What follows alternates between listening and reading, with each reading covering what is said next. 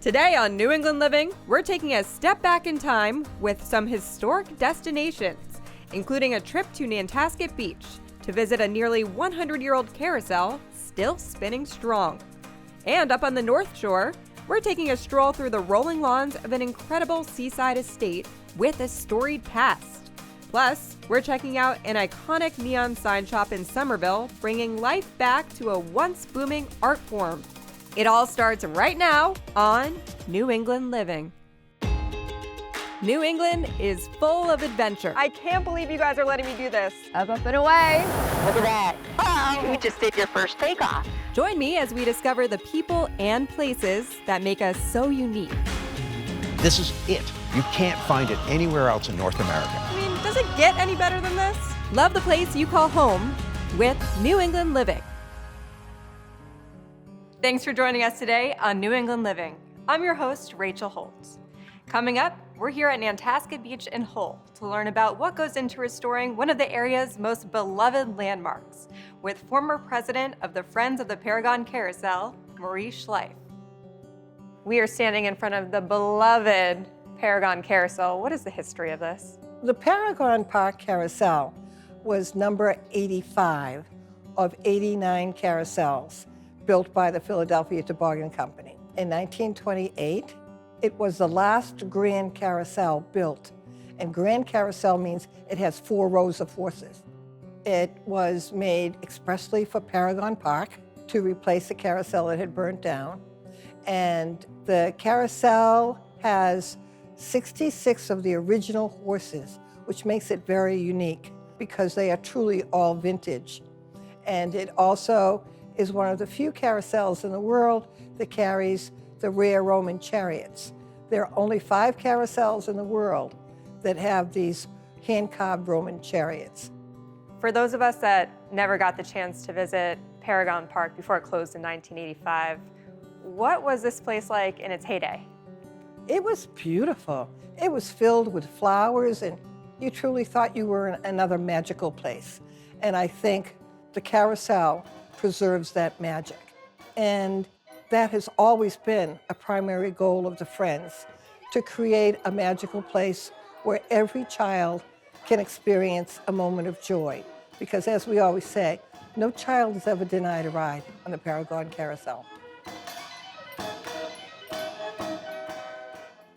Beyond the horses, what are some of those details on this carousel that you're working to preserve? You're looking at a historic piece of art. There are 38 cherubs hand-carved. There are 42 drawings and pieces of art with 1,000 light bulbs. And people came to see that then. That was the thing. There actually was a Tower of Light in Paragon Park. People would visit the park just for the lights. Everyone had gas lights at the time. So to see the electric lights, even in 1928, and at night it still looks magical, all lit up. This carousel, it can see upwards of 100,000 visitors a year. That means a lot of wear and tear. This is where James, the restoration specialist, comes in. What is he doing to preserve these horses? James comes in every morning and checks the horses. James always says, "I'm a rare commodity." And he is, because he has developed this technique, the way he discovers the original palette. So these colors, these are all the original colors that those artisans chose for their horses. He's like the grandfather of the carousel. James, you're the restoration specialist for Paragon Carousel. Paragon Park has a lot of nostalgia for the people around here. That it does. Why is preserving this piece of history something that you're so committed to? Well, there's only approximately 150 antique carousels left in the country. So it's, an honor to be able to keep this one running and improve it. There are 66 horses on this carousel, and you are slowly restoring each and every one. What's the work involved in restoring one of these horses? Well, first you start stripping. I estimate there's 20 or 30 coats of paint. You can actually measure the thickness of the paint with a ruler. Saddles and The high wear areas have more coats on it than the body of the animal or the legs. It takes quite a few weeks to strip them, identifying original paint layers, which fortunately for this project, the original paint is still underneath. And then the fun part begins, the painting. I love to manipulate paint. That's, the charm of the project to me. Are the techniques that you're using today similar to what was going on 100 years ago? Yes, actually. I still use the Japan colors that they used back in 1928. The color chart for them is the same as they had. When I strip these down, I document the original colors and I can reproduce them accurately because I'm using the same type of paint that they used. Beyond the wooden horses, there's the mechanical restoration that's involved with the carousel, and you do that too. Yes, I do. Yep. It's a 96-year-old machine. It's made to be maintained daily. That was the design. A lot of open gears, bearings all need to be kept up, replaced when worn out. We keep this thing running 7 days a week, 10 hours a day. So my job is to keep it running. Part of the ambiance of the whole thing is the music, band organ music. It's always loud and it's constant.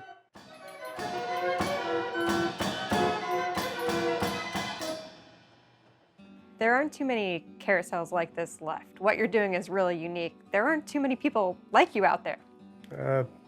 No. No, I have a unique skill set that it requires to do the job.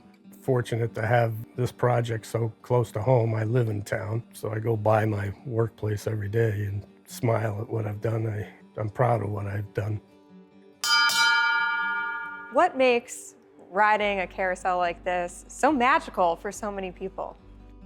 Young and old, because I think it's a place where they can come and step back in time and just experience simple joys.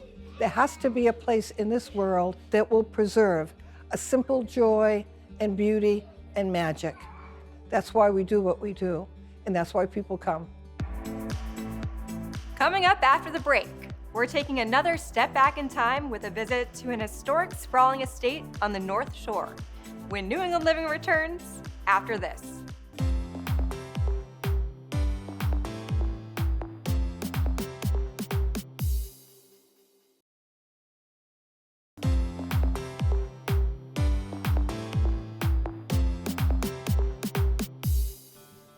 Welcome back to New England Living. I'm Rachel Holt. Up next, we're heading to Ipswich for a tour of Castle Hill on the Crane Estate with curator for the Trustees of Reservations, Susan Hill Dolan. We are here at the Crane Estate, which sits on 2,100 acres, and there are no shortage of incredible views around this area. Absolutely. Right now we're in the Italian Garden. Tell me about this property and what we can find here. Yes, it's an incredible estate comprised of 3 components: Crane Beach, which a lot of people know, Crane Wildlife Refuge, and then Castle Hill, which is our National Historic Landmark. And this was the former summer estate of Richard Teller Crane Jr. and his wife Florence, here from Chicago for the summers. And they built a mansion, outbuildings, beautiful gardens, all in that country place era estate. It seems like there's really something for everyone, whether you love the beach, you love history, you love architecture. What are some of the main attractions here for visitors? I think you've got that exactly right. The combination of nature and culture is what really makes the Crane Estate unique. There are tours 6 days a week, there's concerts in the summer, and just enjoying the trails and walking the estate is so beautiful. Now, this used to be their summer property. Correct. And Crane Beach used to be the private beach for the Crane family, which is hard to imagine. What did life look like for them? Well, it was certainly a luxurious summer life. Very much enjoyed the beach, sailing. Mr. Crane loved sailing. They had a yacht here. They would enjoy the gardens and the shade and different garden rooms, which are very typical of the country estates of that era, whether it was a rose garden or hedge maze, which they could go through, beautiful terraces. And there was also a saltwater pool, an area called the Casino, which is sort of guest pavilions and a saltwater pool in the center, halfway down the rolling lawn, the alley. It seems like when you visit here, there really are a lot of opportunities to be transported back in time and imagine life as it was in the 1920s. Exactly right. We have all kinds of programs that actually evoke that feeling. For our house tours, you can step back in time like you're at Downton Abbey and take a tour with a maid and butler, and they give you a persona of someone that lived in the 1920s and visited the Cranes. One of our most popular programs in summer is the Roaring Twenties Lawn Party that takes place every either late July, early August, and it's spectacular. People dress up like they're in the Great Gatsby. They bring antique cars. It really captures the spirit of place and what the Cranes might have experienced back then in the 20s. That rolling lawn really seems to be the star of this property, and you can just imagine sitting out there back in the day with a view of the great house and then the ocean in front of you, and it's just fantastic. Around this property, you've really taken a lot of care to restore things to how they originally were, and this garden, for instance, you paid attention to the coloring that used to be here back in the day with the plants. That's right. Mrs. Crane's formal garden had blue, white, and pink. She loved blue, white, and pink flowers. So we've restored the flower beds, but using sort of a newer take on the plantings to be a little bit more deer-proof. But we did recapture that, and we've worked on the stoneworks, and we've done that more recently in the Rose Garden, which people can see if they visit, and down in the casino, which is another wonderful place to visit.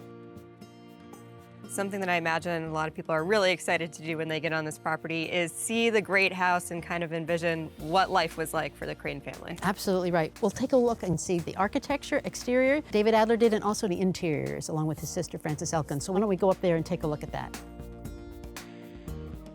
We've made our way up to the great house behind us, and we can tell by the name that it is a great house. This is pretty big. And there's 59 rooms inside. Can you tell me about this property? Yes. The mansion was designed by David Adler, the Chicago architect friendly with the Cranes, had designed their winter house in Jekyll Island, Georgia. But here, instead of what was the Italian Renaissance Revival style of the first mansion, he's created an English country house reminiscent of the style of Christopher Wren, that sort of mid to late 17th century house. The Palladian symmetry, so built like an American building that has steel frame, poured concrete floors, and yet made of this beautiful pink Holland brick, the sandstone coins that demark each corner, these wonderful chimneys, they add a great silhouette value, and it's really this incredible vision in the landscape. We refer to it as sort of the jewel in the crown of the Crane estate. Once you're inside, what are some of the highlights when it comes to the rooms? Well, the Cranes wanted to make it look like an old English country house, even though it's a very new house for Ipswich, being 1928. So they imported architectural salvage from English country houses, a London townhouse, had antique Chinese wallpaper, all give it an instant sense of ancestry to the house. And you also see the creature comforts of the 1920s, these state-of-the-art bathrooms, beautiful kitchens, big club chairs, and upholstered pieces that make it a comfortable summer home for them as well. Describe what's involved in the restoration efforts to keep this property looking the way it does. And that's a big part of what the Trustees of Reservations does, is this historic preservation, whether it's outside in the gardens or on these structures. In terms of the rooms themselves, I've done a lot of work doing interior restoration because the contents of the house were sold in 1950. So I've been working closely with some primary documentation to restore the rooms, to give it that sense of grandeur when you walk in of the way it was when the Cranes were here.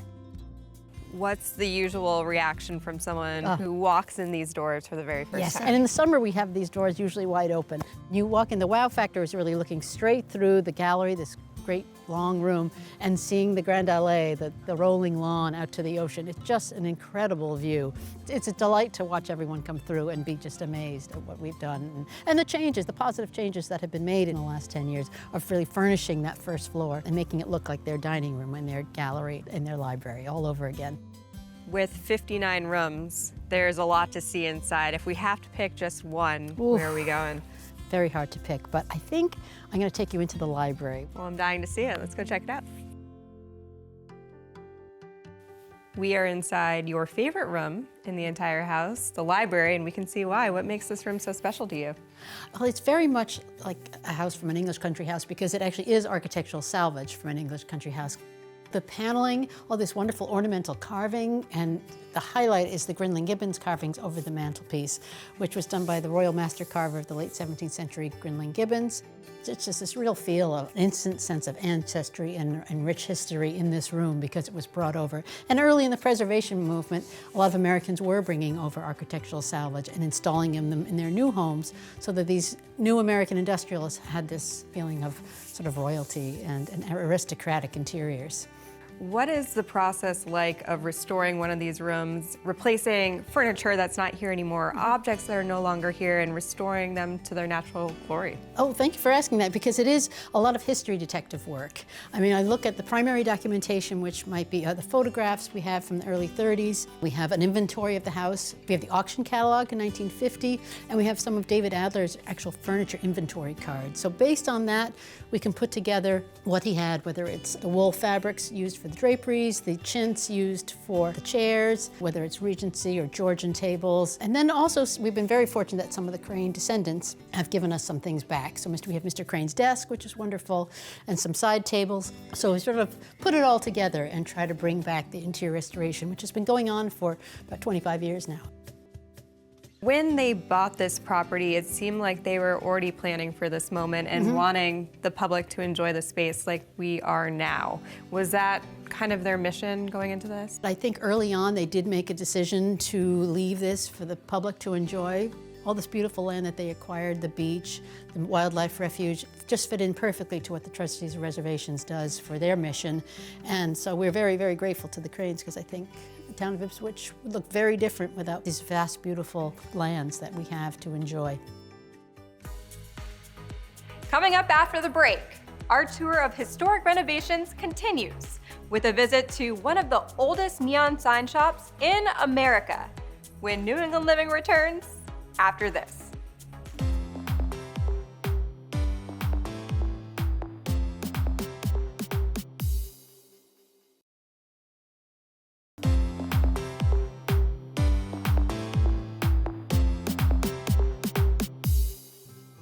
Welcome back to New England Living. Up next, we're heading to Somerville to check out one of the last of its kind with Dave Waller, owner of Neon Williams.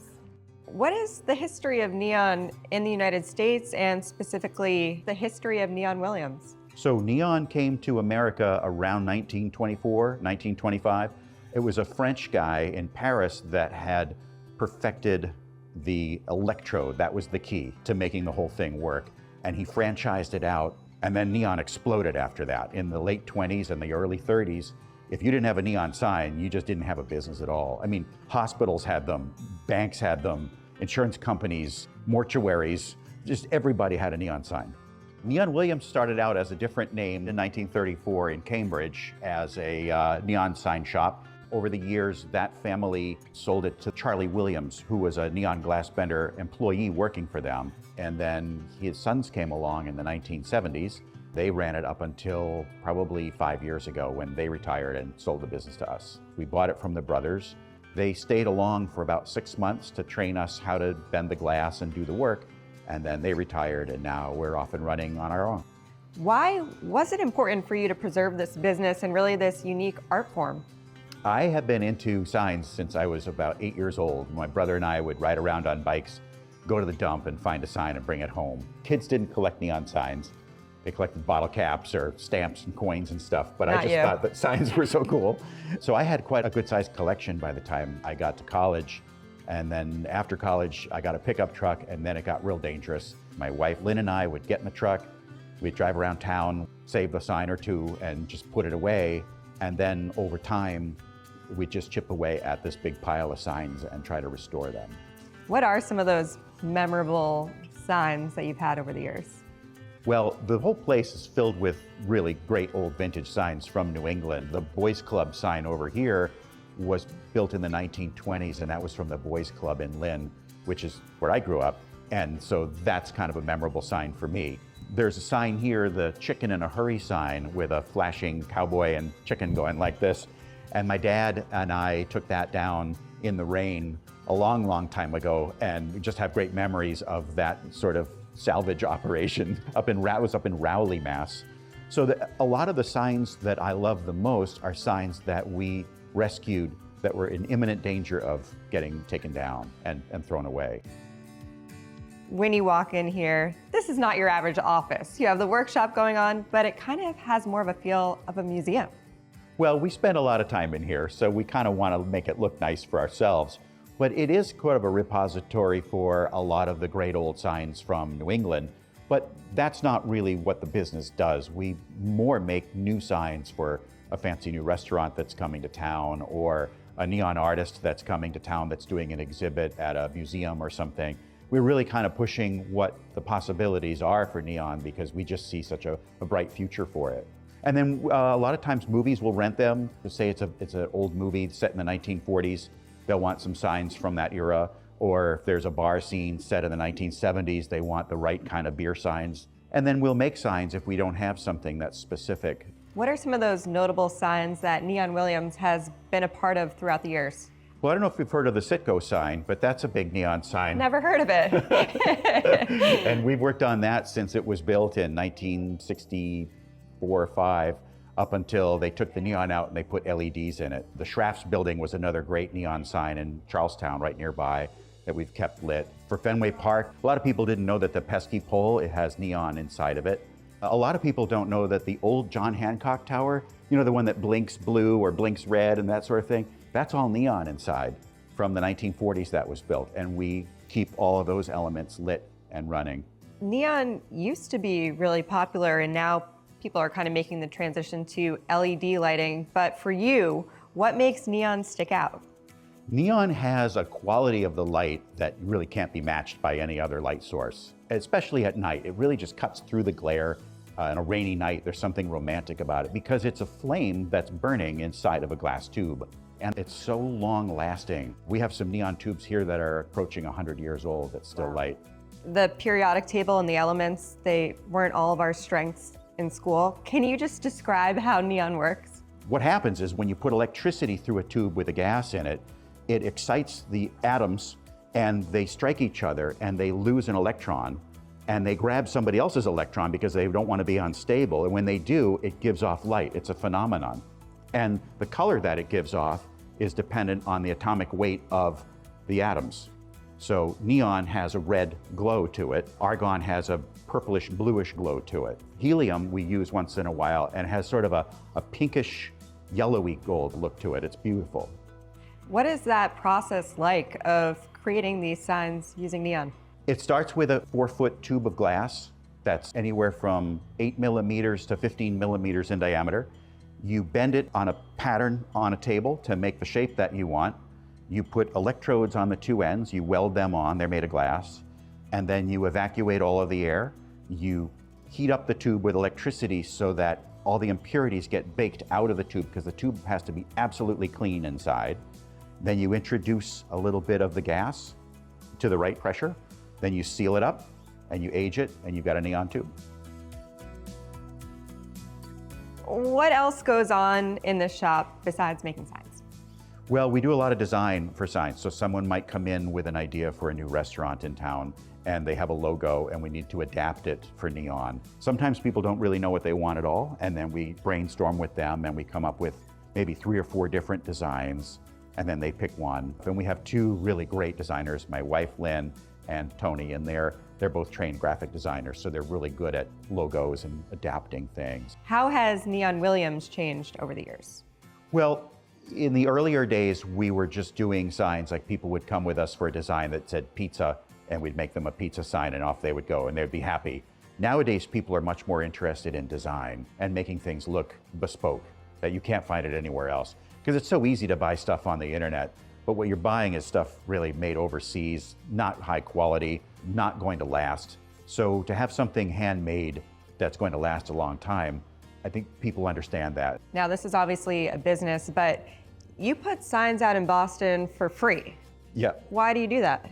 I just love signs, and I think that other people love signs too, and I just want to have people enjoy them, I guess. We have about 25 signs now in restaurants around New England, and I charge them $1 a year to hang them up, just because I just want to have them seen and enjoyed and so forth.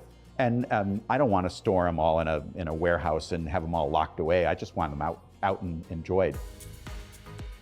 Coming up after the break, we're heading to North Central Connecticut to discover the possibilities of flight when New England Living returns.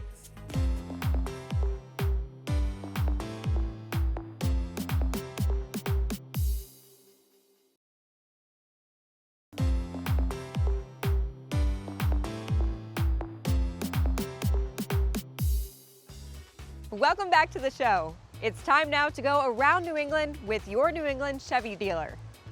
We're taking off to Windsor Locks, Connecticut, where you can find the New England Air Museum, the largest aviation museum in our region. There's a whole lot to see in this 90,000 square foot space that spans 3 separate hangars and multiple floors, where you'll find more than 100 military and civil aircraft, including supersonic jets and helicopters. Always wanted to fly a plane? Try it out for yourself with the museum's general aviation and military flight simulators. Something unique about the museum you won't find in other places, they actually give you the opportunity to sit in the cockpit of select historic aircraft. The museum's newest exhibit, the Tuskegee Airmen, Their Untold Stories, explores the African American units of World War II and was recently honored as a destination along Connecticut's Freedom Trail. Thank you for joining us today on New England Living. For more in the show or anything you've seen here today, visit us at newenglandliving.tv and follow us on social media. I'm Rachel Holt. See you next time on New England Living.